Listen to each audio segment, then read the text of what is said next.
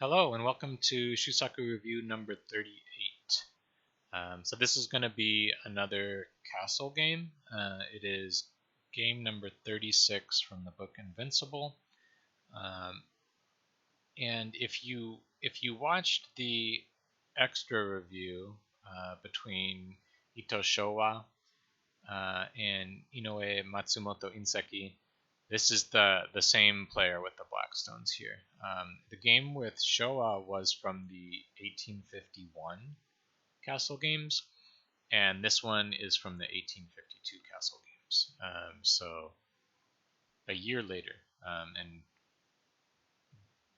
this is actually Shusaku's first Castle game with the Whitestones. So that's kind of exciting to see as well how that's going to play out. Um, this book actually, or this game actually had quite a bit of preamble in the book. I think I'm just gonna read it directly. 'Cause I found it to be quite interesting, so I'm just gonna read it rather than summarize it, and then we'll jump into the game afterwards. And the commentary for this game is by Miyamoto Naoki, who has become my favorite commentator in this book because he's extremely thorough. So those of you that have been on the channel for a while probably already know this is going to be a long one. There's going to be lots of interesting variations and things to look at. Go pretty in depth. But all right, let's read through this and then we'll jump into the game. So Inoue Matsumoto Inseki. So he lived basically from 1831 to 1891, was the 13th head of the Inoue house. He was born as Matsumoto Kinshiro and originally studied with the Hayashi school, but in 1850 a crisis arose in the Inoue school, and it was arranged for Matsumoto to become the heir. The crisis was caused by the 12th Inoue, Shutetsu, whom we have already met in this book under the names of Kadono Tadazaemon and Mizutani Shunsaku. Shutetsu seems to have been schizophrenic. So I don't know if there's a relationship between the fact that he played under multiple different names, which I actually remember some of these names from like 10 years ago and from the older games that we reviewed. Or maybe that was just a common thing at the time and there's no relationship there, but that kind of struck me. I thought that was a little bit funny. But basically, so Shutetsu seems to have been schizophrenic. In an irrational fit of jealousy, he killed an Inoue disciple whom he suspected of having had illicit relations with his wife. Since the disciple's family was on close terms with the Inoue house, the matter was dealt with without recourse to the authorities, but for a time there were fears that the Inoue house might not survive. However, Shutetsu was forced to retire and sent into seclusion in a country town where he died in 1856, and Lord Kuze, then one of the Jisha Bugyo commissioners, arranged for Matsumoto to become the Inoue heir. So basically, this guy was playing for the Hayashi house, but now he's, became the heir of the Inoue school due to kind of this crazy situation involving murder. Although not a great player, Matsumoto played an important part in the Go history of this period. In 1859, he opposed Shua's application to become Meijin Gorokoro, and he also scored an important victory over Shua on the Go board. In 1861, he defeated Shua by 1 point with black in a castle game, a setback which was a fatal blow to Shua's ambitions.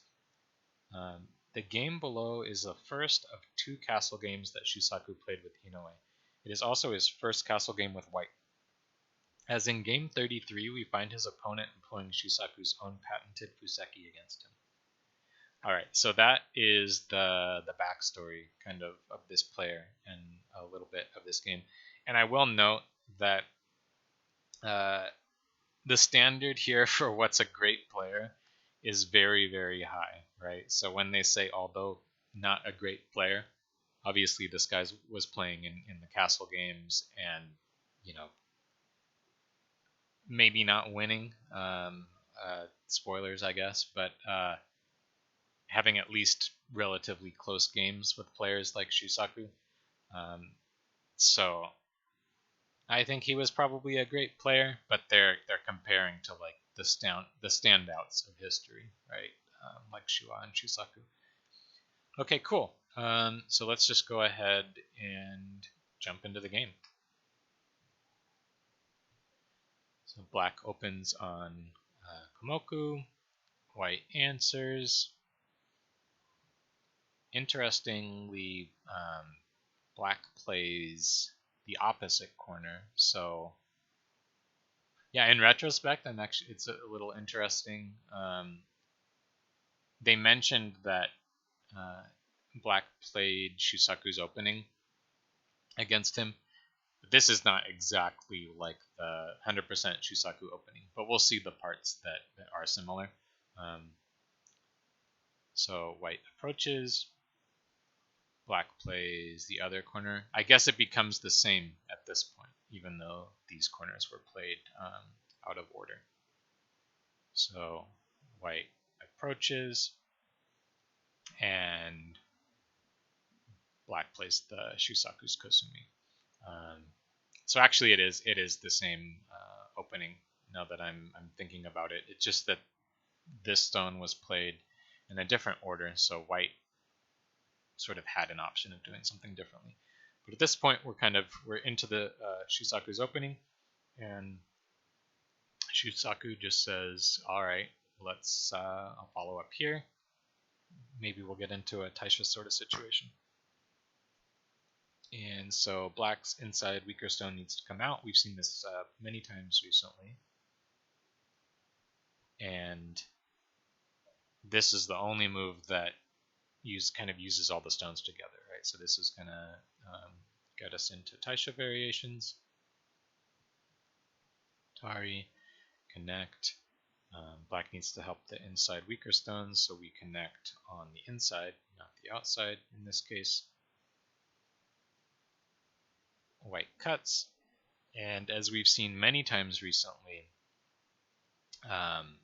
black plays the move to actually avoid complicated Taisha variations, which I will note is not necessary in this case, right? Like if we look at helping stones nearby, I mean, they're not super close, but on both sides, black has stones and white does not have stones. So there's no particular reason to avoid Taisha in this case. So I'm not sure if that indicates a bit of fear on black's part, or it could just be a personal style thing. In those times, all of the different houses, they kept their secret variations and stuff, right? Especially when it came to Taisha. And so there is some danger, playing something like this against a player like Shusaku, and then, you end up finding yourself against the new Taisha move that you don't know about, right? With a bunch of variations that they've sort of studied. So he just goes ahead and avoids that altogether. White captures. Black plays the Atari. White counter Ataris. We've seen a couple different variations here. I feel like we've seen just directly to Sansan also, but in this case, black or white counter Ataris. Black captures, leaving these weaknesses.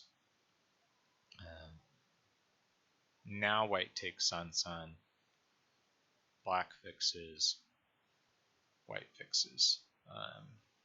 And so this is kind of the result. And black needs to follow up. And he chooses an interesting way to do that. He plays the large knight Shamari. So this is almost has a little bit of a feeling of some more modern moves where it's like, okay, this, if we were to help this group directly, like this is the move. And Miyamoto actually points this out in the commentary, like this is the Joseki move for this group. But in this case, it's like maybe we can try for more, right? I'm going to play the corner move, lending kind of some help to this group over here. And Miyamoto thought this was a cool strategy. We will dive into it in a little bit here in a second. But for now, White answers with his own, two-space low Shimari. So the idea here essentially is if Black plays here, next, this is like a really big move. And he can try to build this entire thing in a really big way. And if he's able to, then a stone at A is potentially like a wasted stone, right? Assuming White can't actually get in there and live. So this is kind of the idea. White plays here. And now this is kind of like an interesting point in the Fuseki where there's quite a bit going on. As in many cases we've seen, Black actually just plays this exchange here. This is almost like, seemed like an automatic thing that they did back then. But so he plays this exchange and White answers.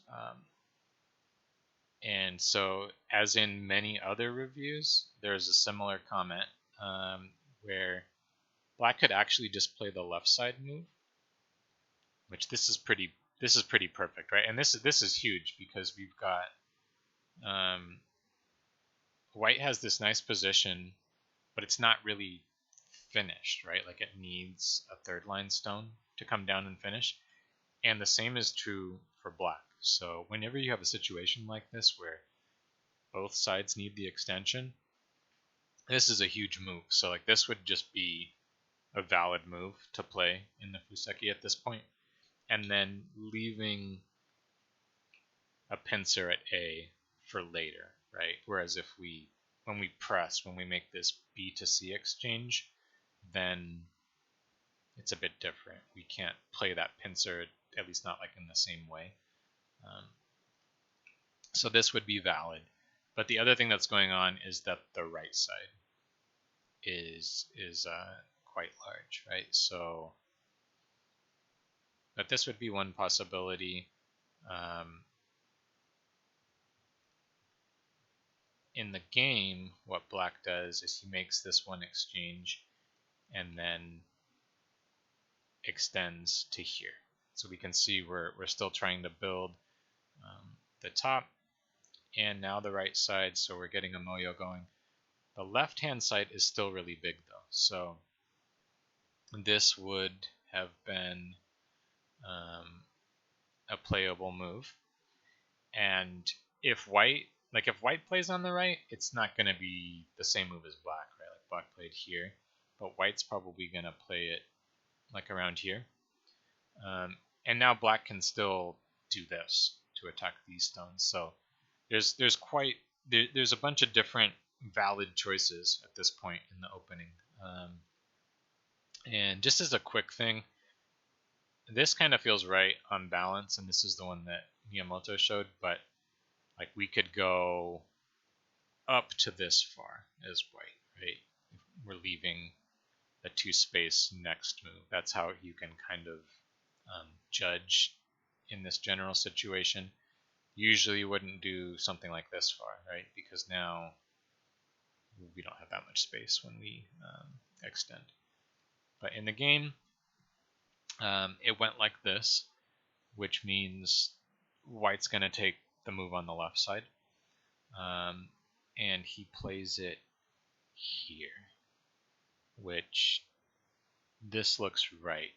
I don't know. I'm not sure if I'm going to be able to explain this in a way that's going to be helpful or replicable for you, but this just doesn't feel far enough with the amount of strength that white has here. It does leave like a 2-space extension, which is kind of nice. But in this case, it just feels like we have to go a little bit further to be in balance with these stones. I don't know exactly what is telling me that this feels right, though. I don't have a formula exactly for that one. I guess part of it is white is wanting to put more pressure on these stones as well, which in fact black answers here. And the reason he answers is, oops, I did not mean to pass there. I meant to go back and move and then pass. So now if white takes the corner, this is going to be really annoying for these 3 stones. And so that's why in the game, black actually just plays the corner. So big on points and also affects the health of black versus white in this local area. And then white gets to start into the Moyo. So we have to deal with this at some point. And actually locally, white needs to play this now, right?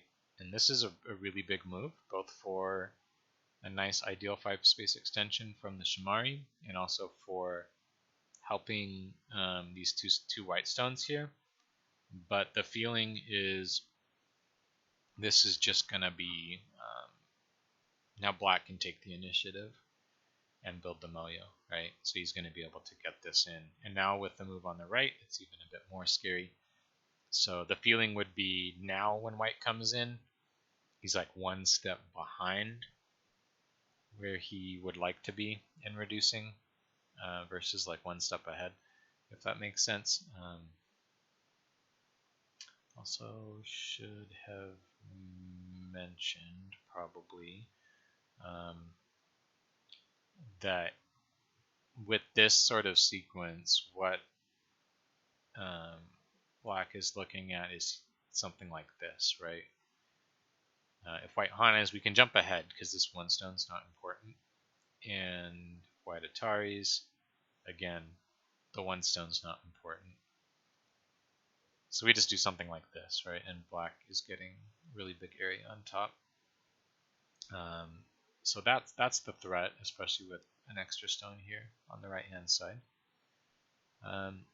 And so white's got a plan that we're going to see. This is actually kind of like the most interesting part of the game, is how well Shusaku reduces black's area and how he settles his groups. He starts with the shoulder hit. So this is basically like a stone touches stone situation, even though the liberty isn't being taken, right? So in general, shoulder hit, we don't tanuki. So black pushes up, white walks ahead, black pushes up, white walks ahead, and then we come back, right? This is like a middle game Joseki, basically, because white blocking is going to be really big here, both for health and also for points. So black comes back like this. Miyamoto mentioned, and I actually appreciated that he mentioned this, black could decide to do this now, but he said it's very hard to determine which is better. 3 and then doing it, or just 2 and then doing it. And it always makes me feel good to hear that, when something is difficult for a pro to tell as well. But one way you can think about these things, which is helpful and has been helpful for me, is you think about like how, let me play the actual game move first, which is here. You look at how the stones are going to link up. So you can notice here that by black pushing 1 more time, if white were to turn, which is like the usual continuation in like this little middle game Joseki, black has like if you draw this line, the stones don't connect. And so that's often what you're trying to do in these sort of situations. So like you want to push just far enough to where the turn doesn't end up being like a good shape that connects up for your opponent. Obviously, each time you push, like all of these stones here, you're doing progressively more damage to your moyo, right? So it's like a balancing act. But in this situation, maybe black felt that there's a bit more of a connection here. Yeah, maybe we'll see some more examples of that in other games that are a bit more clear, but that can be useful to think about. So in the game, white plays here, and I really like this move because I feel like this is something that it just looks like a normal move, but I feel like it's something I should play more often, probably. But this is taking advantage of the fact that black didn't play the regular move. And the reason I think it's interesting is like this stone it's like there's no way this is going to kill black. You know, it's like 2 spaces away. We can come under it. We still have space to come out on top. But it's just how annoying this is to deal with for black, right? Like, where is the good move to play? And so just realizing that, you know, you don't have to do anything like super special. Just like when you're black and you see the white stone here, this is like just really frustrating. Like, it's like, where's my good move, basically? And so, yeah, I thought that was pretty interesting. It's like almost more severe than it looks in a way. And so Shusaku's plan is that A and B are Miai. And so black plays B to make sure he doesn't get start to get surrounded here. Like this gets even more constrained now, right? Like we do have the elephant's eye, but black's gonna start struggling, or it's gonna, you know, basically all the exchanges are gonna be good for white. So he just comes out here, he separates. Note that now that white has a stone there, the Hane isn't really appropriate. Like the Hane is more of a we're building the top kind of move. If there's already a stone there and we don't expect we're going to be able to kill it, what are we building, right? And the Hane, this Hane doesn't put too much pressure on white because white's already actually quite strong. So he just plays a more solid move, which is going to have more of an effect on the stone on top.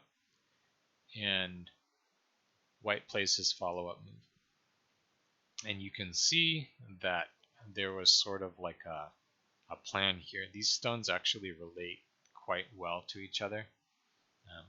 We'll see there's going to be like a big fight here. So it's not like this is a sure thing. But white's sketching out something pretty nice. And one mention, so like it could be tempting to do a shoulder hit here.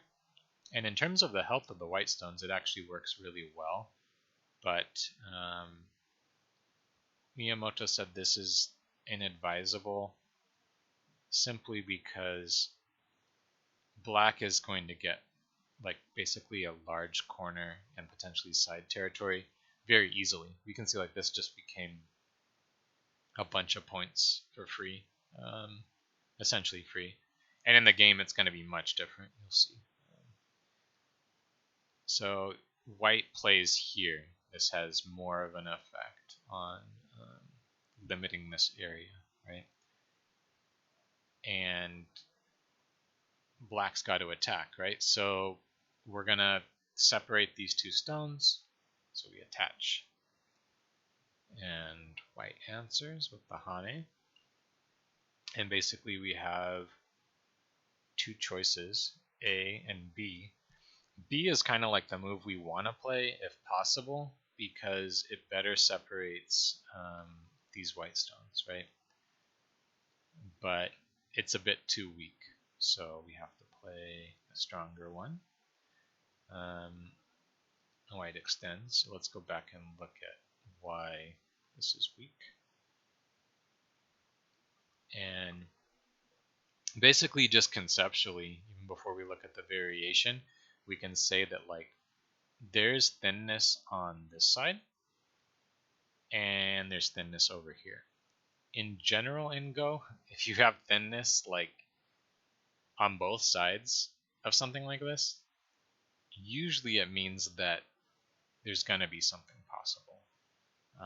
Like even without reading, there's probably going to be something that white can do here, because we've got weakness over here and then a 2-space thin area over here. And so if white just plays the normal sort of butting move here, the weddle point, and black's got to back off. And so that dealt with some of the thinness on this side, right? Of course, there's still like there's a non-working cut. But now we have the thinness on this area, right? And so we have this hane. It's like, okay, well, we can cut, which is true. White can take this Atari for free. And now we've got this cutting stone in. And now we push and cut, and things are a little different, right? So, because we have that cutting stone in there, which means there's an issue for these two stones. This cut by itself is nothing, right? We just capture those stones. But when it's thin next to thin, things are going to be a little bit different, right? So white's got to capture, and then black has, or black has to capture. White has a very interesting tesuji here, which is this cut. And so basically we have two choices. We capture with A, or we capture more with B. If we capture with A, we leave this forcing move, and then white just backs off, and you basically don't need to look any further than here to see that this is very good for white, right? So like these forcing moves, the A group's basically safe at this point. These stones look weak. I mean, granted, there is a cut here, but you're not going to be able to capture these 4 stones. Black's shape here is, a bunch of like dumpling shape, bunch of stones that didn't really make points, and so that's going to be plenty good for white, which means black is going to have to do this one, which means we get this Atari, and then we can hane, and I know it looks a bit sketchy, but let's see, because black has weakness too, so he needs to go out, and then white can jump. And this is actually interesting. So this is a situation where, like, if we could capture these stones, we would play like some sort of hane or something like severe, right, to try and capture it. But because we can't, it's like you don't get too close to it, because you're just going to create more problems for yourself. So just kind of, back off, help this group. You have to remember that this black group's still weak, and black still has to help his group. And now, same principle, right? Like this stone is not important, so we'll jump, and this is playable for white basically. We might have to give these 2 stones up, depending. Actually, is that true? Actually, no. I think, yeah. So white is going to be able to like deal with these groups. Black still has, this group to worry about and this group to worry about. So maybe this could be a different game, as is sometimes said, but looks a little bit difficult for black. So he chose to play here. White, of course, extends. And notice, by the way, like Now there's just the one thin area, which still Shusaku uses, makes a lot of use out of that later. But when it was thin next to thin, then it's a lot more clear that white can do something. And maybe his idea was like, you still can't connect these two stones in a clear way. Like this is a bad shape, right? Like as far as these two stones are concerned, because there's A or B are vital points to separate. So black can still separate, so he jumps. And now, so like this next part, Miyamoto seemed to be very impressed with Shusaku's planning. So what he said is it looks like black's splitting attack is going great, right? Like we've got the group over here, we've got the stone on top, and the black stone is in between. We can't connect these stones, so it seems like things are going well. Black's maybe picking up some territory along the way by attacking. But white has a plan. So first he jumps here, and black needs to keep things separated. And then he plays this Kosumi, which is basically a really strong move. And Miyamoto believes that he had this move planned since playing here, which is part of why I think he was impressed.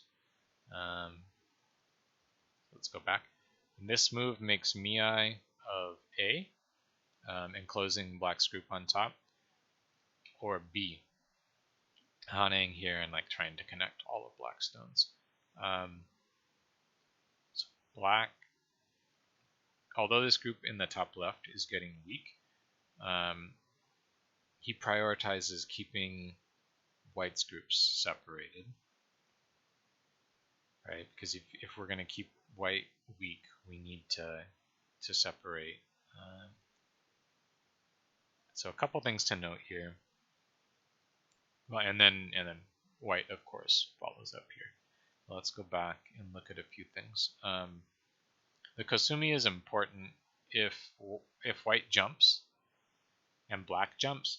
There's no clear move that is actually gonna seal black in, because there's like a peep here, right? So the Kosumi is like particularly severe. And let's say black decided to help this side, would probably be something like this. So this is Miyamoto's variation here that he hypothesized. So white's gonna Hane. Black's gotta come through to try and separate. We've got this weakness now, so black is gonna fix like this in an active way.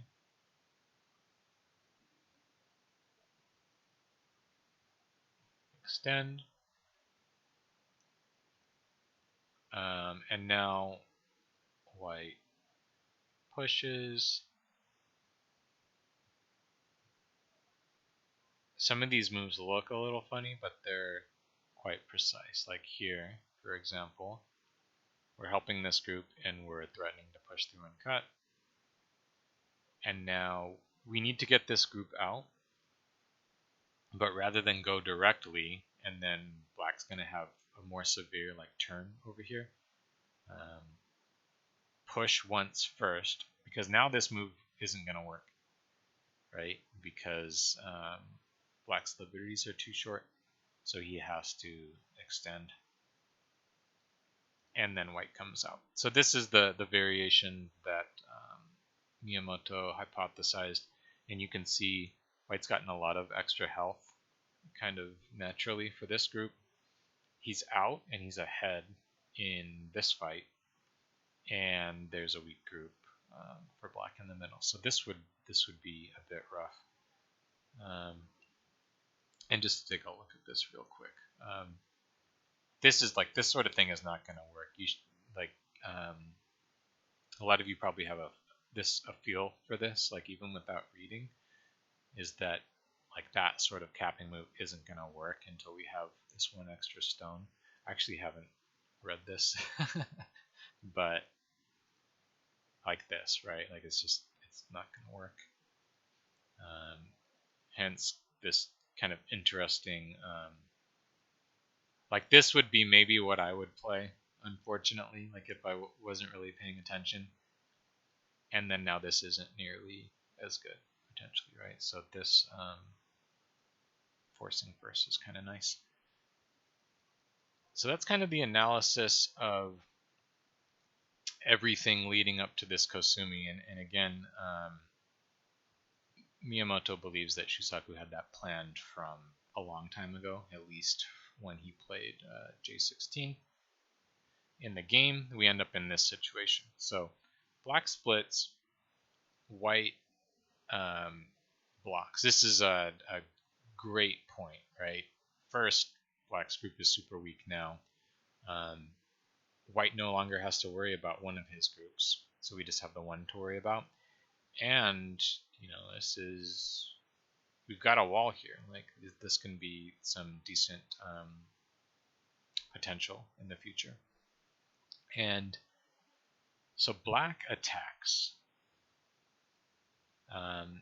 And let's look at why. So first, white's group is bigger than black's, and black can surround in the next move, right? So makes sense in that respect to start attacking. But the other thing is, if white wants to attack black, he basically needs to start from here.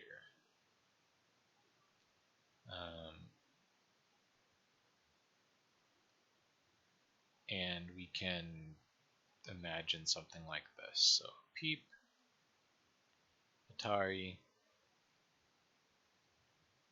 and this is going to be a ko for life, essentially. And like there's no way we're going to win a ko when we have our own weak group over here, right? So this kind of needs to wait a bit until later. And so black comes and attacks, and now we get to see how Shusaku deals with this group. This is probably the highlight of the game. Well, the previous part we were looking at here, the splitting attack, and then this part. A lot of interesting variations to look at. So white's going to start trying to live with his group. So first he's going to probe at this thin area we were talking about earlier. And black is going to say, nope, we're having a severe attack here. Just playing kind of the automatic, I'm going to block move, this would be really, really weak in this kind of situation, right? White just gets more forcing moves, plays something like this, and it's over already. Like you can't even call this an attack, basically. Black got some profit, but white lived easily. So in this sort of case where we've got white completely surrounded, our stones are stronger than white's, this is the vital point, right? And so, I mean, this looks pretty scary to me. White's got to figure out what he's going to do here. First, he presses or pushes down once. White or black answers with the Hane. And let's see.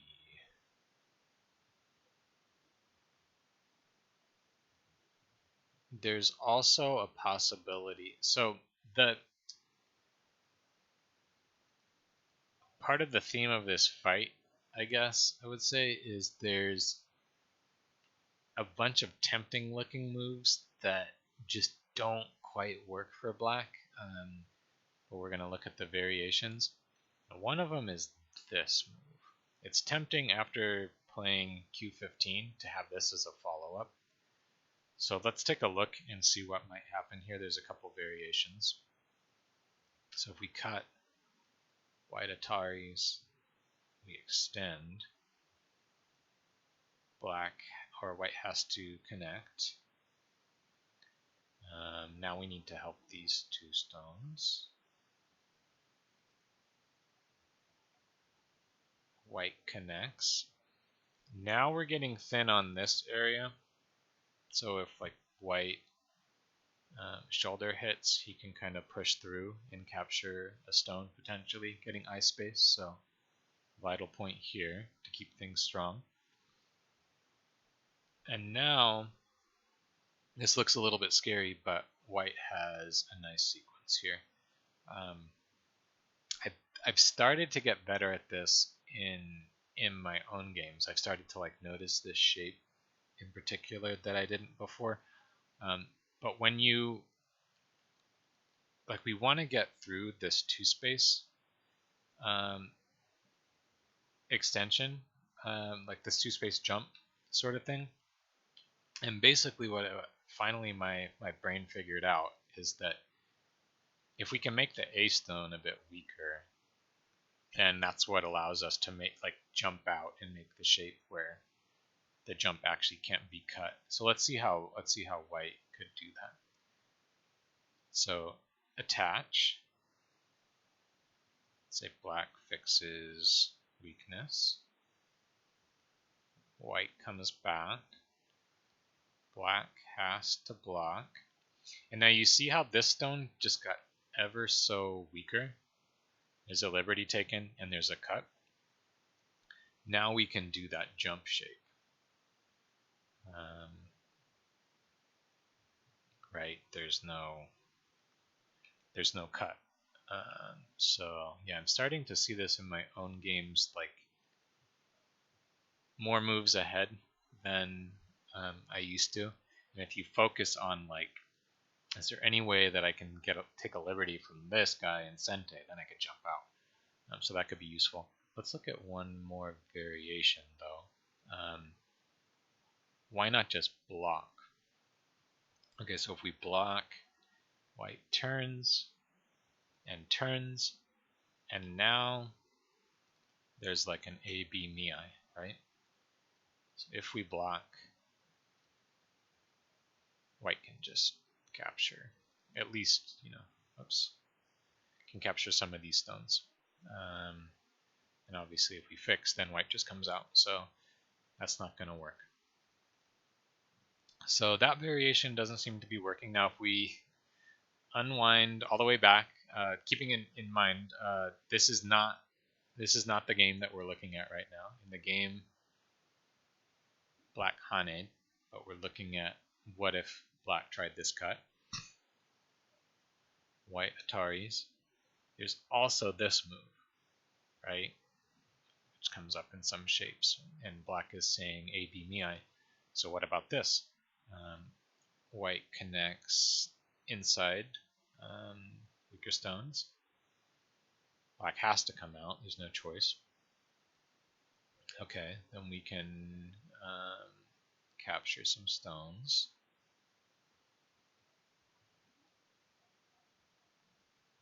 Black needs to remove the running direction.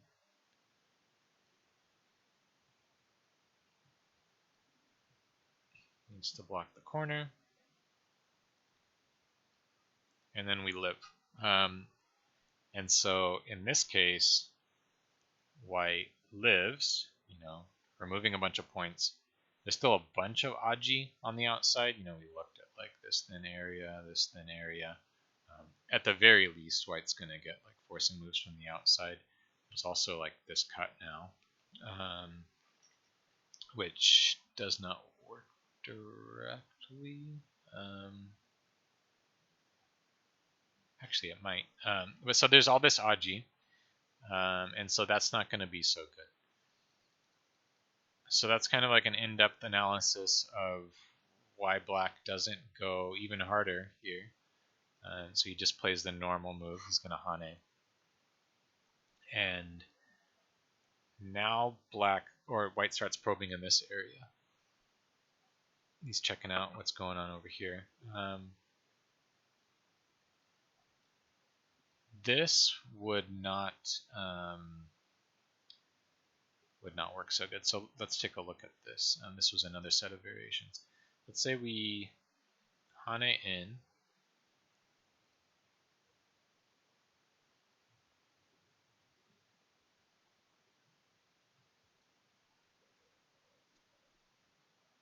And start trying to make something in the corner. The problem is now this actually does kind of become an issue.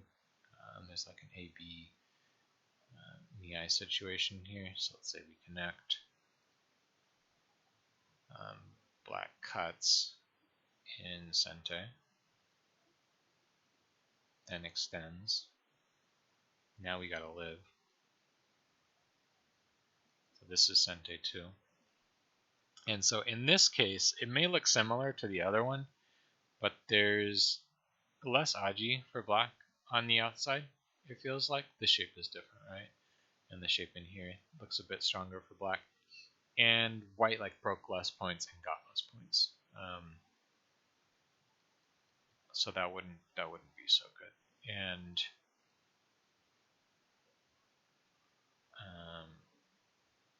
yeah. So we'll leave that one at that for now.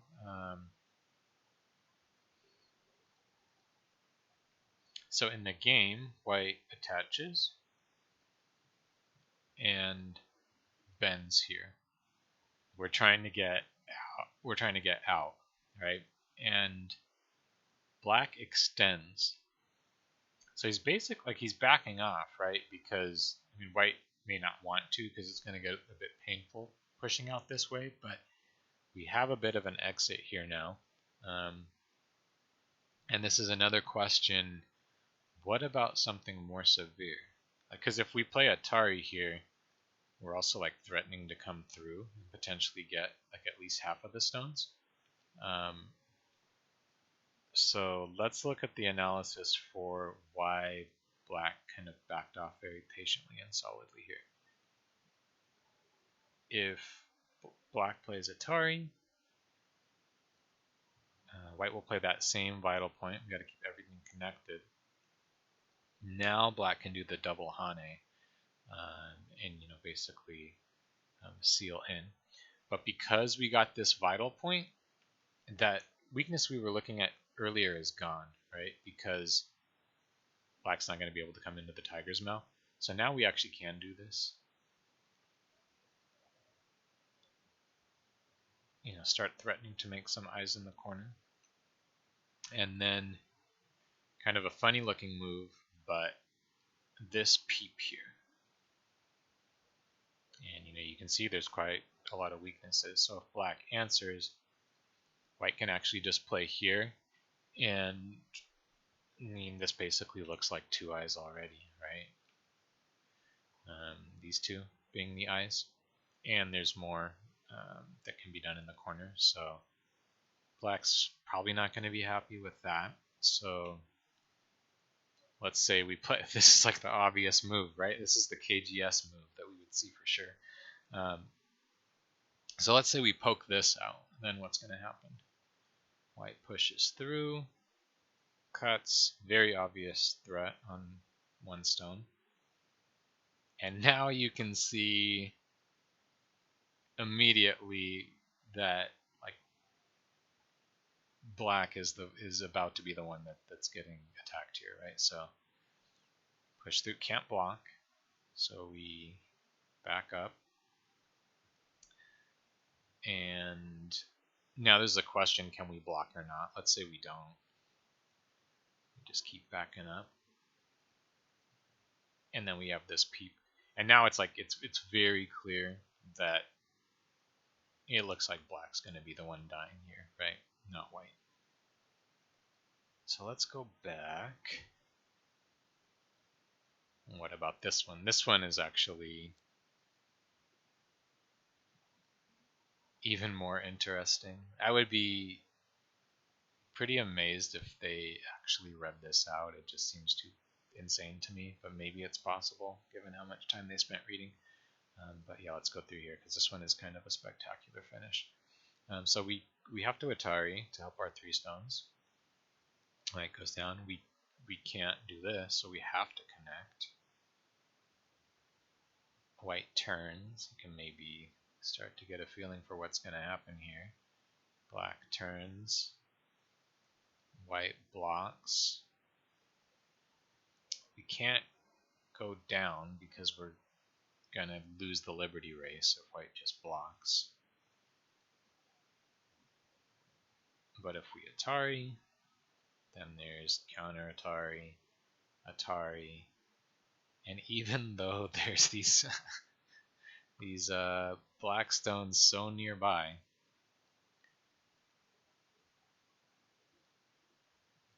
they end up not helping. And so Miyamoto called this a dream ladder, or I suppose in Japanese he probably wrote the equivalent. So that's not going to work. And so again, this is kind of a detailed analysis of like, it gives you a sense of like how much analysis went into, I'm just going to back off here and wait until later for an opportunity. Okay, cool. And so now white plays the Hane. Black answers. And white answers. This is a funny looking move, but necessary. This is basically same variation as before, right? We're going to have this problem. And so that's not going to be so good for white. And Miyamoto noted that if black like tries to like, oh, let me just kill everything,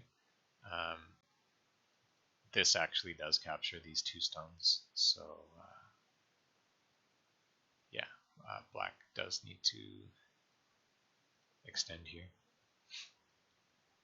Okay, so in the game, white fixes by playing here.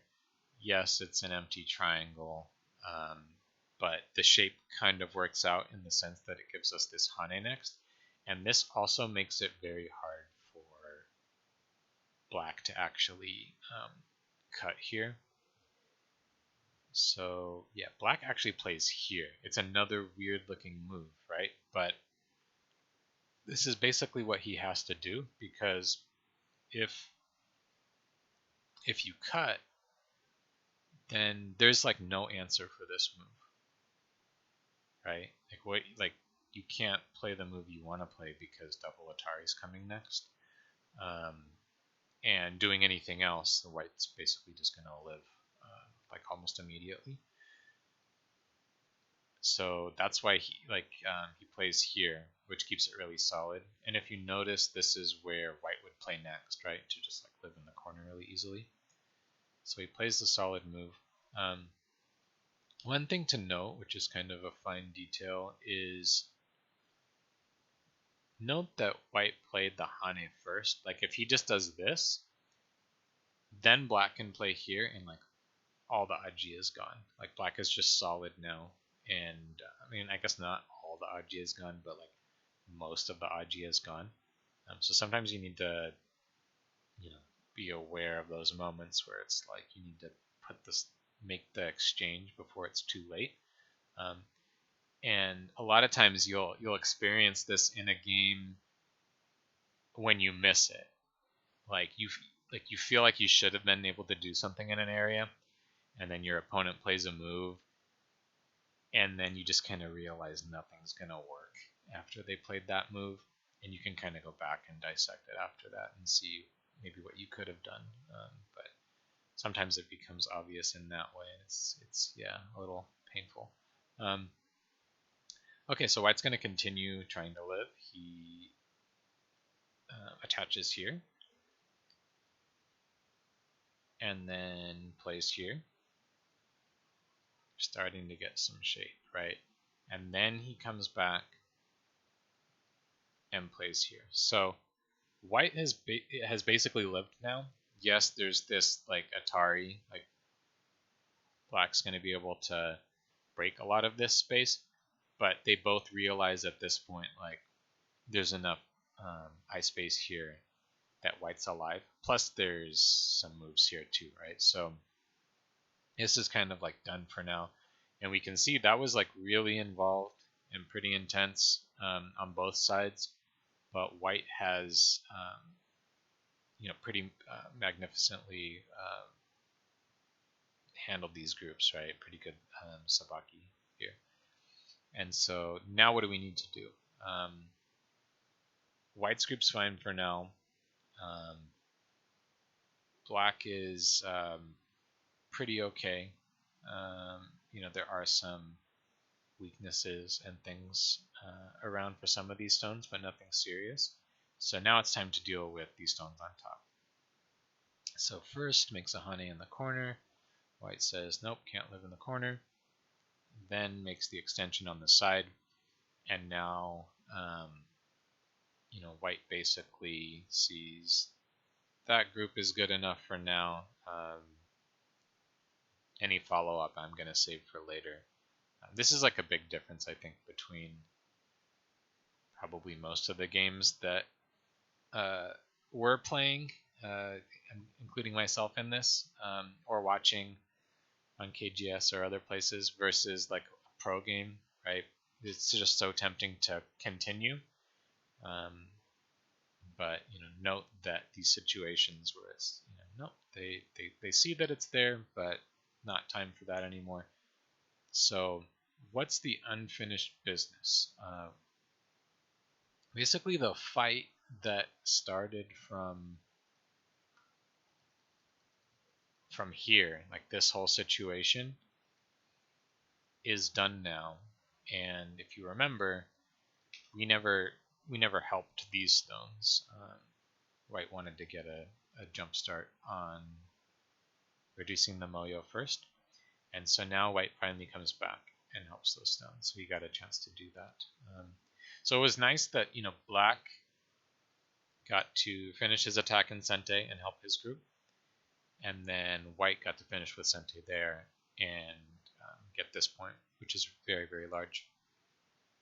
And so now black makes a quick reduction of this area, right? Because with this wall, this really can get a bit out of hand.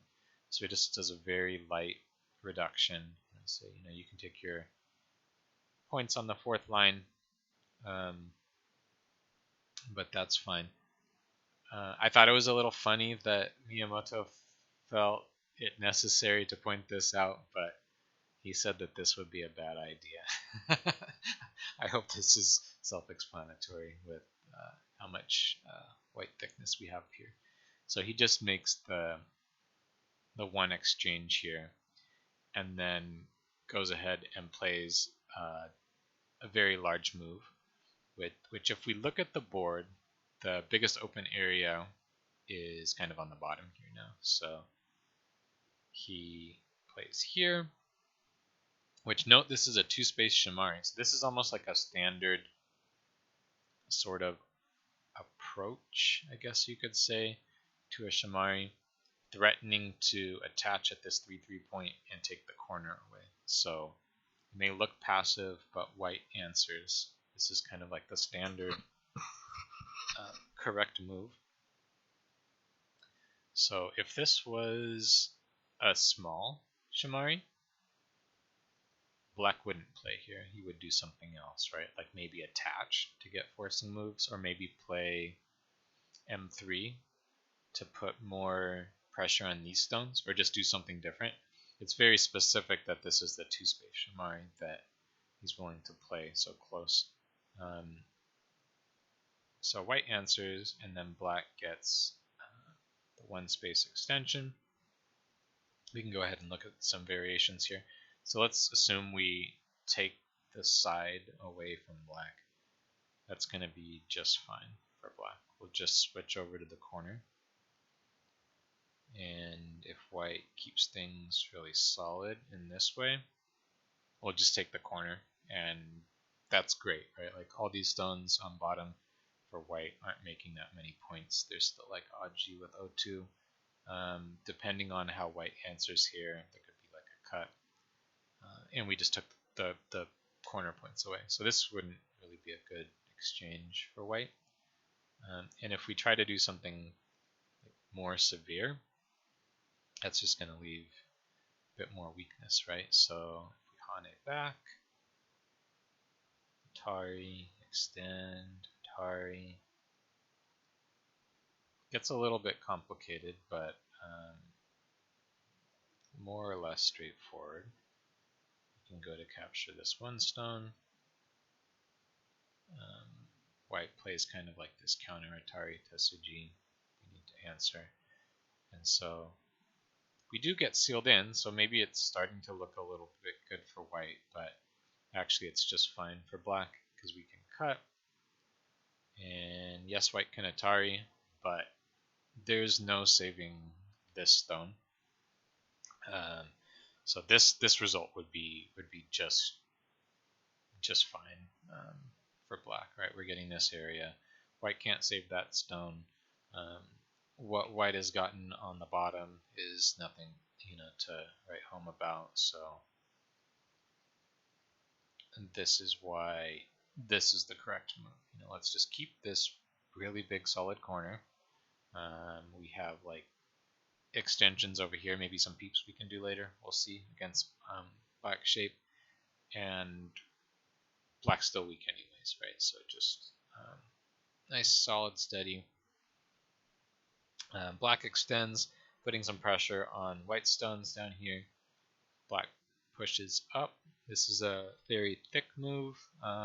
Another possibility would be to come down here, right? Because, after all, black did kick. And so this is the stone that is like missing a liberty. So we could come down, and that would also like give us jumps into the corner. The problem is black has like a pretty severe move here that is quite difficult to deal with. So let's look at this. If Hane, black can crosscut. I'm sure everybody's been in this situation before where it's like, oh no, not this again. I'm gonna lose something here. I thought I had like a pretty strong shape, but now it's a bit tricky, right? Because if we Atari from this direction, black can Atari from this direction and pick up two stones, so that's not good. And if we Atari from this direction, black can Atari from this direction and separate this stone. So that's not so good either. If we just come out, which seems like that might be good, right? Because this is broken shape, like we're ripped Kema shape, so we're breaking black shape. That's nice. But black has a good follow-up here. I think if you're around 1 dan or so, you probably know what sequence you can play here. But let's take a look. So bump, white extends, and now how do we get out of this? This is kind of like a standard shape. I'm sure you've probably seen before. So first we make one Hane, trying to come underneath, and if white blocks it, now we can jump. Because of this exchange is preparing for this jump, right? So white can't push through anymore because we Atari, and then because we made this exchange, now there's going to be a liberty problem, and we can capture like that. So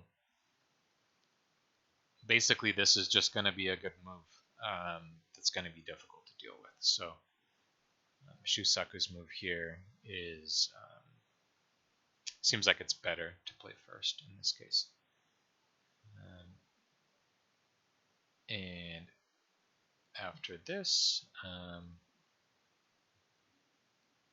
black is going to follow up from before the exchange he made. So we're going to push once, plays this Keima. Looks a little bit weird, but we're starting to get something in the middle, and we're actually threatening to cut with a ko, right? So if white doesn't do anything, we just cut like this, and these 4 stones are cut off in a ko. So white doesn't want that. So he's going to make some forcing moves first. You know, you're not going to... It doesn't make sense to cut when white can just like follow up and like kill us or live on the top or whatever. So black does need to respond. So he hanes, and then white turns, and black fixes up his shape, and now white fixes up his shape. So we get another nice little empty triangle here. But the reason he plays the empty triangle is it has a follow-up move, right? We're taking the liberty from the black stone. Whereas if we did something like this, it's going to have very little effect on that stone, which so that's really important. We'll see later where this comes into play. He's able to put a stop to like a little black area that could have gotten out of hand otherwise. Okay, so white's connected. Black's got a little something going in the center. You know, the groups on the bottom aren't exactly settled, but they're okay for now. Black decides, I'm going to take this big move. And it is a very big move, right? Pretty much just points though, right? White's not going to get any eyes from doing anything here. So this is like, it's a points move. And so now white plays this one that we were looking at before, right? This is a really big move. Now that he reinforced at g4, now he can play this one. His group's basically completely solid, and he's starting to look at the black corner. So this is a good follow-up move. So Miyamoto actually mentioned like black might want to consider doing that instead, playing this and getting like a really solid corner and keeping white a bit weaker. If white's a bit weaker, then these 2 stones are a bit stronger, right? Just relatively speaking. Whereas if white's completely alive, then that means black's group gets weaker. So this would be a good consideration. But black played here, big points move, which means white got this one. And so black uses this opportunity to touch the strong stone now, and white backs off. Plays the strong, I'm not going to give you any more forcing moves sort of approach. But this is it's a good exchange for black locally.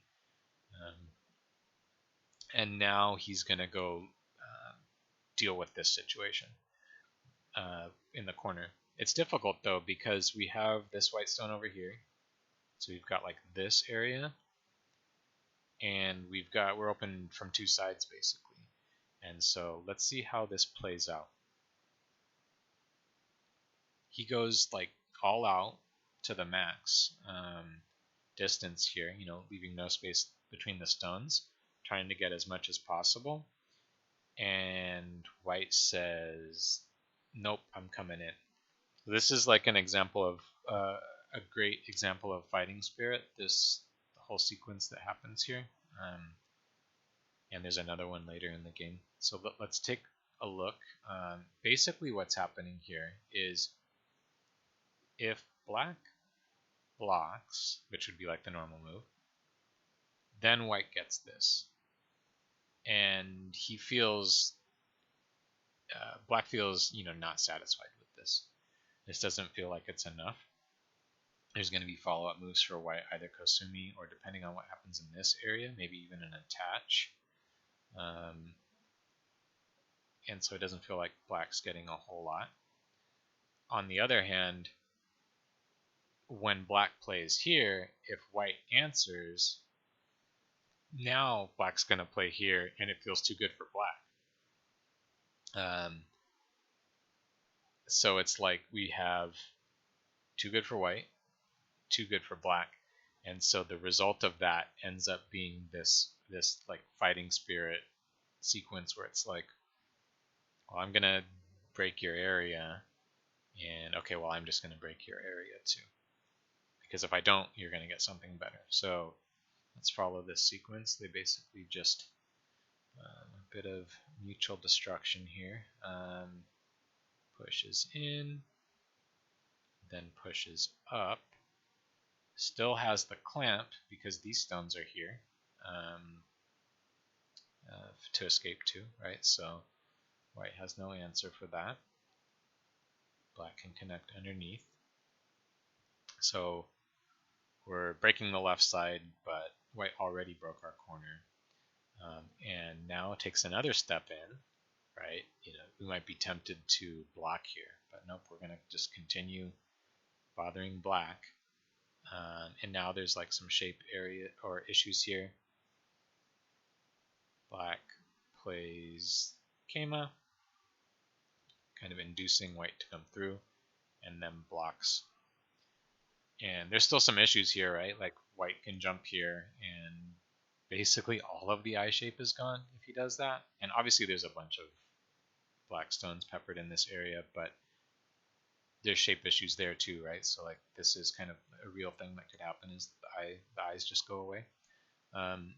So Miyamoto mentioned that like it might look like black's trying to get the center, and I'm sure that is part of his strategy, right? He is starting to build something here, but he's also like super focused on just trying to help his group in like a way that feels natural with the stones flowing.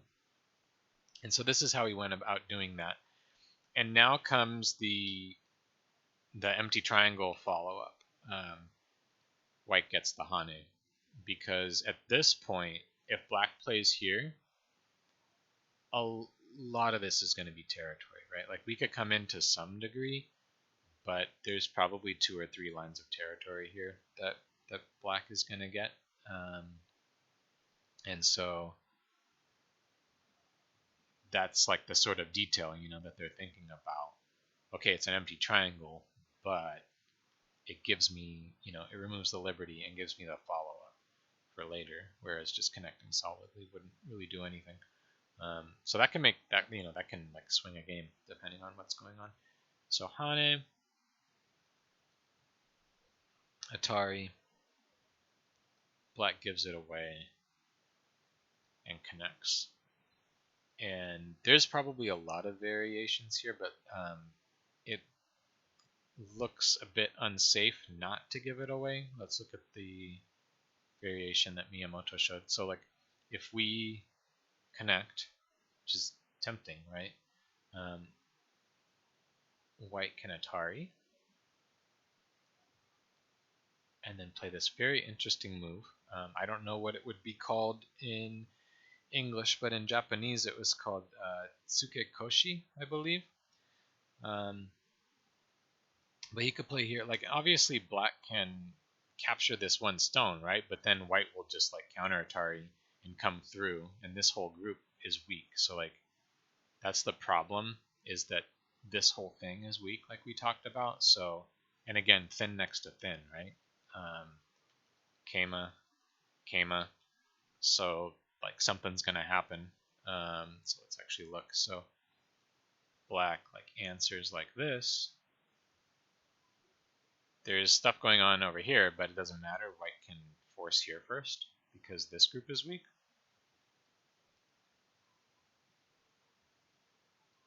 And then connect. And now there's 2 cuts, but it doesn't matter. Either way, black Atari's, the white stone's going to connect safely to one side or the other. So basically, black would lose 4 stones here, and also his shape would get broken in the middle. So that's not going to work. So he just gives it away, connects. And then now white decides he's going to see what he can do. He's going to poke at black shape a little bit on the right hand side while getting a bit more help for this group. So he plays here, which might look a little bit weird, but what he's hoping for is black to answer, and then he can peep. And black, this is the other fighting spirit area. He says, nope, I'm not going to do that. I'm blocking you in. So this would be white's dream scenario. You just black answers, so then I can get this peep in. That would be great. But black says, nope, I'm not going to do that. And then white says, well, okay, then I can come through. And furthermore, now that I took a liberty, if I play A next, it's going to be Insente, right? Because I'm going to be able to Atari and then capture 2 stones. So black says, well, I'm not going to let you do that. I'm coming through. Atari, connect. And now white needs to do something, right? Black is basically coming into the eye space. So this is getting dangerous. Miyamoto mentioned that connecting underneath like this would be quite thin, right? Because we're connecting very low and there's some space here, so there could be some issues. So let's see how Shusaku handles it instead. He's going to do a bunch of forcing moves from the outside. Well, not all from the outside, but a bunch of forcing moves before he lives. It's pretty cool. So first he attaches here. And black says, you're right, I need to respond. If black doesn't, basically the threat is push and then wedge, right? And there's going to be cuts on everywhere, basically. So these 2 stones aren't going to be able to escape. So black answers. And then he says, okay, well, I can do this. Gotta answer. And then this is still a bit thin, so he says he takes the more valuable move in a sense, and also is coming close to this cut. He gets the side move. Black has to block that. And then he turns to live. So very calculated. He's getting value while he's needing to live, right? And this is alive now. So black comes back and fixes up here. Makes sense, right? That's kind of been big for a while, so he gets a chance to come back and do it. Let's just take a look at the life and death here real quick. This is the vital point, but white can answer and answer. Notice we got an eye here, and unfortunately black can't escape. Now, notice the white's liberties are pretty short here. So it's because we have the extra liberty at T11 that we can actually do this. So we need to keep an eye on that. But for now, white's alive. Black extends. White comes out with the Keima. Let's just keep this middle area in check. We know black has a bunch of weaknesses on the left. And so, letting black get another move in this area and just get a bunch of points and fix his weaknesses, that would be bad. So let's come out. Black attaches and white extends. This is a bad exchange for black because it's kind of in a sense of points. It's white's walking into black's area, but basically what black is trying to do is fix his weakness around A in Sente, because Sente is important right now, and this group has weaknesses like we talked to, right? Or talked about the thin next to thin with those Keimas. So he makes one exchange to strengthen that up a little bit, and after that exchange, black's getting behind enemy lines, right? So let's help that group out. And so we're going to do by attaching in the corner. Most of you probably know this. It's probably pretty well known, but this sort of thing would not be good, right? Because we're basically white is so happy to be able to play this. He just gets the solid move that he wanted. the entire time, right? He just gets to create this line of stones, and there's nothing else now. Like that's the end of it. There's not really any forcing moves. Like there's some endgame, but that's it. And so the line that white is trying to make is something like this. So we need to play on something that breaks that line, even if it's going to give up the stone, which it does. But now we get either black, white has to back off, which it's not going to happen in this shape, obviously, in this particular case. But then we get more, right? We get more space, we reduce them more, we're leaving a cut. In this shape, where it's going to capture, but then we get the forcing move. So we get a forcing move here, and we get a forcing move here. And so this is much better than just playing that Kosumi and letting white block, and then all the Aji is gone. So normally white would capture here. I shouldn't say normally. When the time comes in the game to choose between like this move at P4 and Q1, normally Q1 would be the move that gets played because it's usually bigger. In this game though, white actually wants to keep an eye more on the center, so he plays this one. It's a little unusual, but fits this board.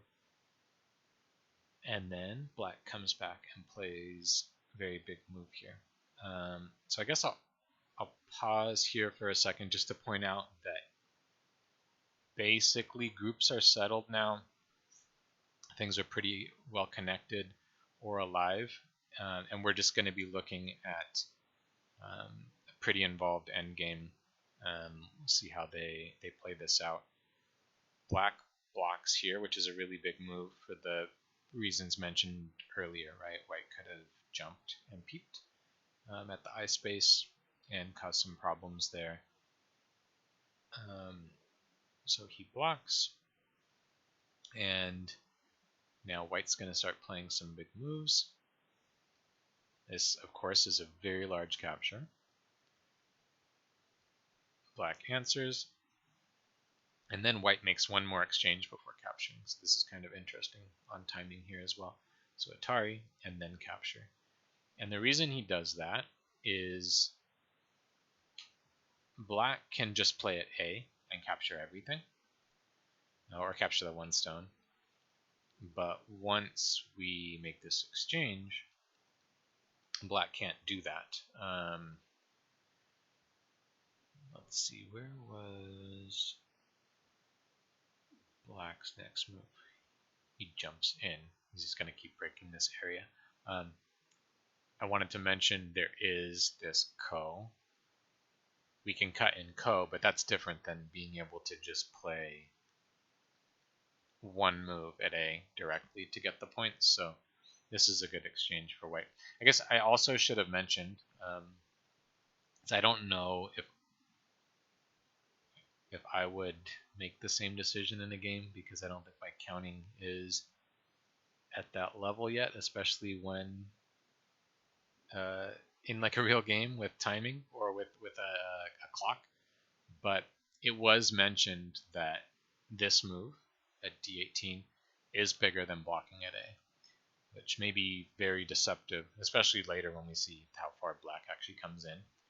But this capture is actually larger. So white makes the exchange, then captures, which allows black to jump in, and white is just gonna continue ignoring it. You have to respect their endgame in terms of really following the idea of like not letting it get to you too much. You just keep playing the biggest moves. So now white makes an exchange here, which is nice. Just putting this exchange in, it's pretty big, and then has moves for later. White would like to do something like this, but can't, right? Because this is sente. And then black can just cut. So that's not going to work out. So he just plays like this. Black connects with this attachment, and then white takes the other capture. So he took both of these big second line captures. And now Black wants to get his group out, right? Because before he's basically relying on the fact that I can capture at P1 to get help for my group. Now that White took that away, he needs to help his group. Does it in an interesting way. So he plays from this side first, saying, you know, I can Hane through and capture 2 stones and help my group that way. And so Black or White answers, which then gives Black the impetus to jump. It's kind of a nice little flow there. And then White says, I'm going to play the Tiger's Mouth, you know, taking away a bunch of the forcing moves here and really limiting what you can do in this area and maybe having a future against this group still. Okay, and then let's see, what is next for Black? We push. So notice it's like now that we got this Black stone here, there's a bit of a threat to like when we push here, when we push one more time, we can either push through to the left and cut, or we can cut through in this shape and separate these middle stones.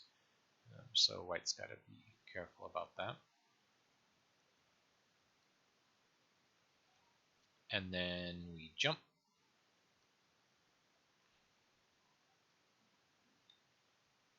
And now this part is a little bit interesting. So basically White does a bunch of throw-ins to have more possibilities in this area. So if White just connects, then Black's just going to connect, and that's it. That's the end, right? Black's going to get like points in this area. White's not going to get anything. But let's see how White did this instead. So throw in, then throw in on this side. Sure, we've all seen things like this before. Then Atari, capture, Atari, capture. So I mean, we're giving like Black these captures, but it's not that many points, right? And then when we connect here, well, like Black actually has problems, which we'll see later become a factor.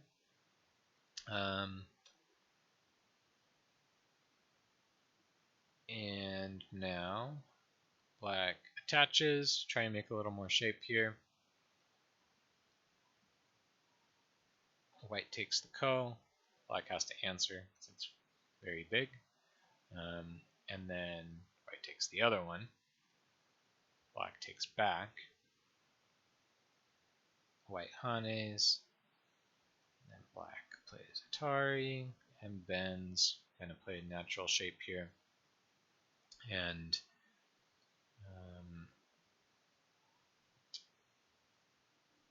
now that we're getting, not truly, but we're starting to get a little bit behind enemy lines,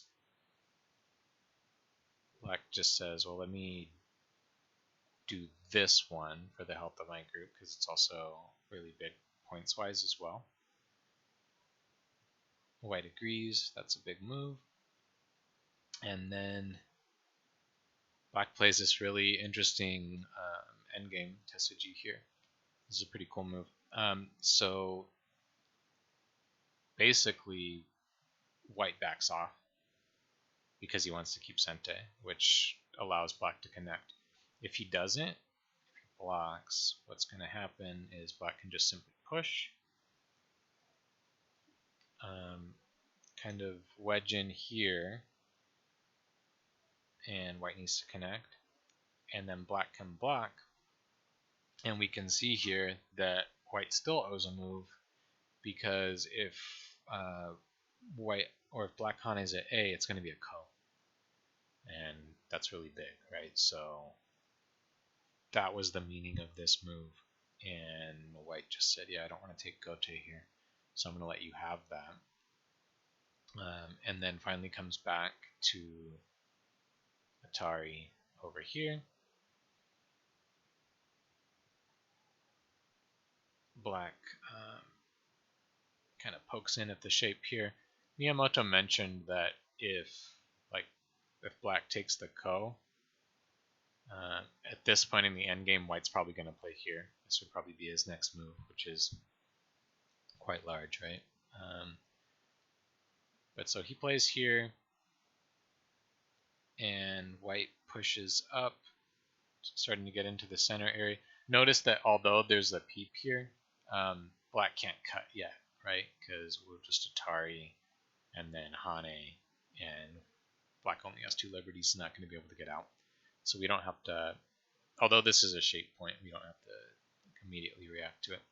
So push up, black blocks, then we push in here, black blocks, make 1 throw in, and capture. So was kind of involved, but we can see white was able to get some value out of not just connecting directly and letting black make his shape strong, and there's still more in the future that white can do here. So that is what he does for now, and then black is going to follow up on what he was doing over here. So he peeps. We still can't cut here, interestingly, right? Because Atari and then just Hane can't get out. But you can play the monkey jump.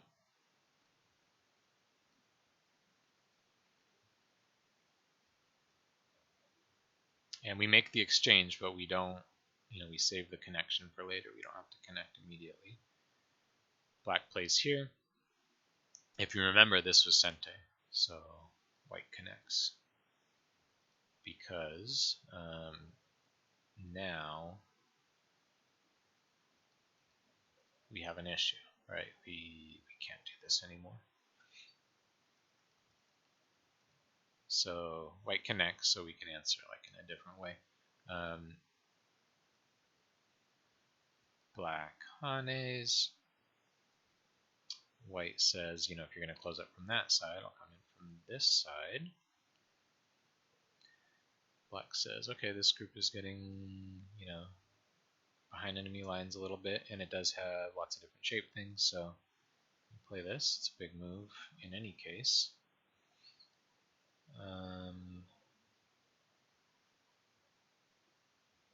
And white follows up.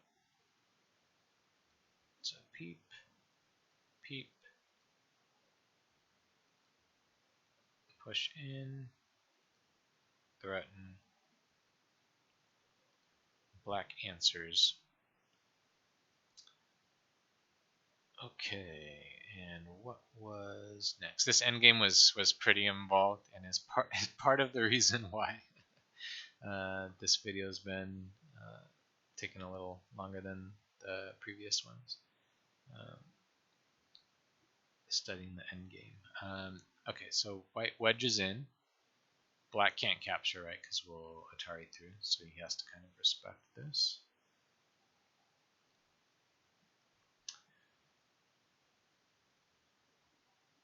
And then we capture.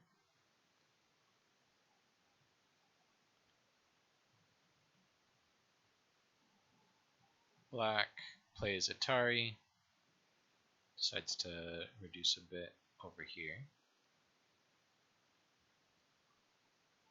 and make some points. And B1 next is bigger than it looks, so white takes that away, right? Because when we play B1 as white, it means A's not a point, B's not a point, and it also means we're giving ourselves, not C obviously, but we're giving ourselves a bit more compared to if black plays B, then he gets these 2 points, and he's going to be able to push in and take one of our points. So that move is bigger than it looks. So we Hane, and Black plays down.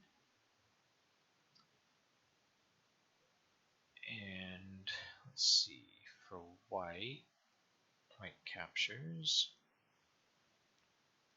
Black Ataris. Makes this little empty triangle shape. See if we can poke through. Push in here.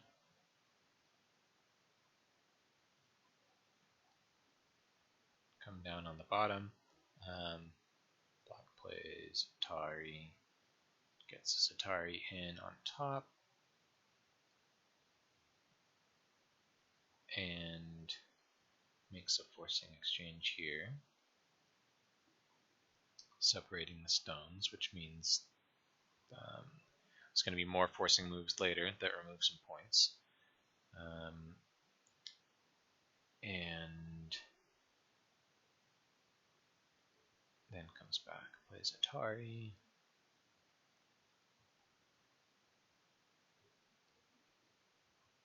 Pokes here, trying to build a little bit, and also basically poke out some points that white could make here. White goes to poke through. Black says, I'll cut you first. So white has to come back. Black answers.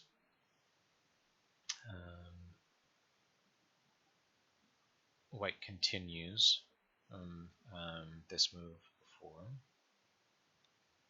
Black's got a block. Threaten to take some more points away. And again. Atari. And block. Okay, and black has forcing move here. White has to connect.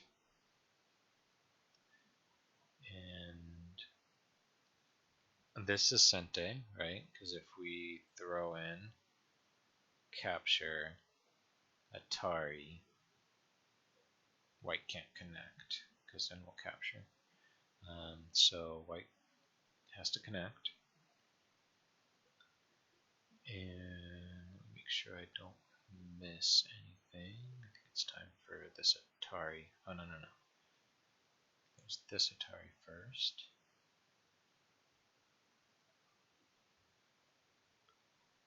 And now here.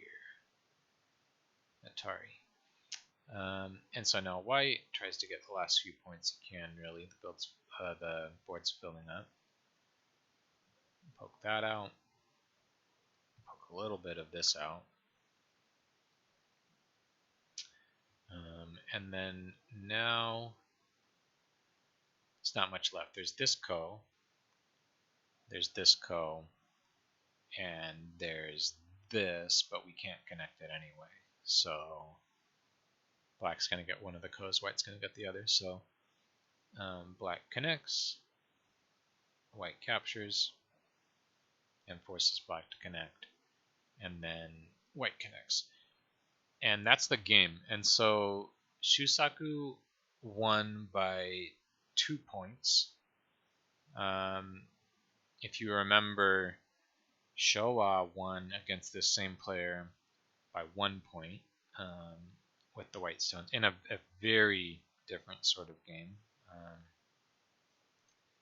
Let me open the book up here real quick just so I can read the last part.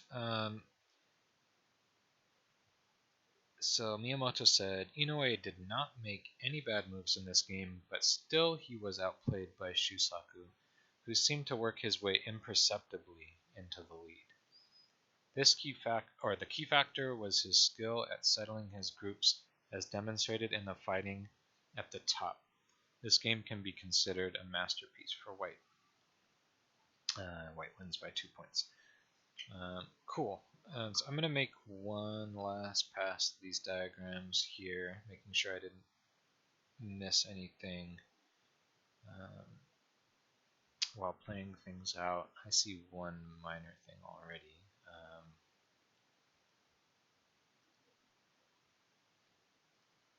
So here,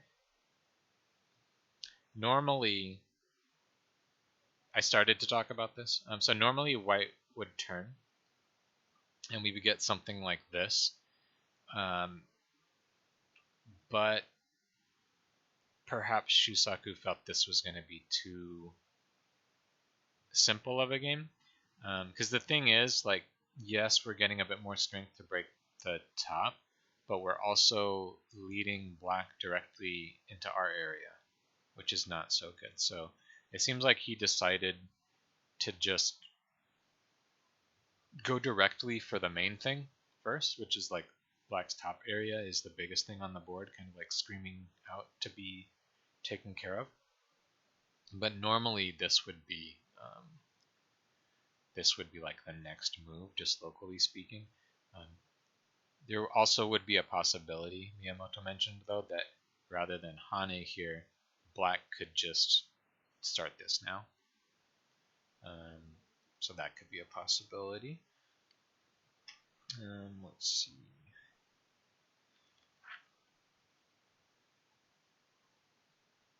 Oh, yes, I missed something else too. I should have known I was going to miss more diagrams given how many there were in this one. Let's go back to here real quick.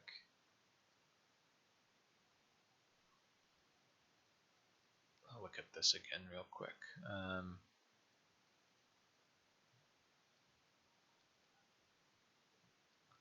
So this move looks tempting, but this isn't going to work. So I can just answer. And now black has a problem because we can't do this. Right? This is like almost directly from Tesuji book. So that's kind of why in the variation we looked at, black comes out this way. So that would be a problem.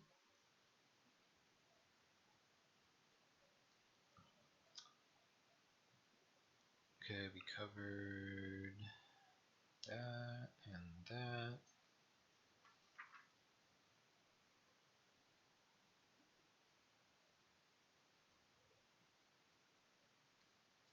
Yep.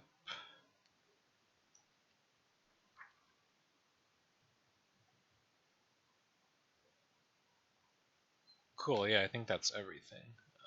I was hoping to not miss anything, but all things considered, not too bad given how many diagrams Miyamoto gave us. So yeah, maybe we'll do a summary real quick. So Shusaku playing against his own opening again. We dodged the Taisha as black. And then we had this interesting concept, almost modern concept, where it's like we're just going to lend a helping hand rather than help the group directly, and then maybe we'll be able to really do like a large-scale moyo by getting this Hane later. We looked at some interesting concepts about what's big in the opening here. There were a bunch of different possibilities, and we got into this situation where white kind of picked the optimal timing. You know, his judgment was that yes, this is the move to help this group, but that's going to put me a step behind. So let's jump into action. And then we saw, you know, his just basically like a very graceful way in which he entered this, right? When you see the shapes like this, everything relating to each other, there's a plan behind that. And so we got into this fight, saw this Kosumi that he was sort of planning ahead of time, and saw all sorts of variations, interesting variations in this area where he got to live with his group, and some interesting things on bottom, some fighting spirit in this area, bunch of interesting little shape things and forcing before living, and yeah, playing the move that breaks the sort of the line, and then just end game. Cool. Yeah, I think that will do it for this one. In that case, hope you enjoyed it. The next one is going to be the 8th castle game number 8, from this same year, from 1852. That's when this one was from, right? And it is against Ito Showa. So interesting. I hadn't looked at this until now. So basically, we got to see Ito Showa with the White Stones against Inoue Matsumoto Inseki, and then we got to see Shusaku with the White Stones against the same player, and now we'll see Showa against Shusaku in a castle game. Which I think we've seen a lot of games of them by now, but that should be a good one. And oh, cool. The commentary is by Fujisawa Shuko, who many of you probably know that name. He's a very famous player. Oh, there's not that much commentary. I guess he was a very concise in his commentary. Okay, cool. Yeah, so this one looks like I could probably get this ready pretty quickly. So probably by next week or so. And after that, we're actually going to be done with castle games for a little bit, and we're going to be going into chapter 7 of the book, which is the Sanjubango with Otayuzo.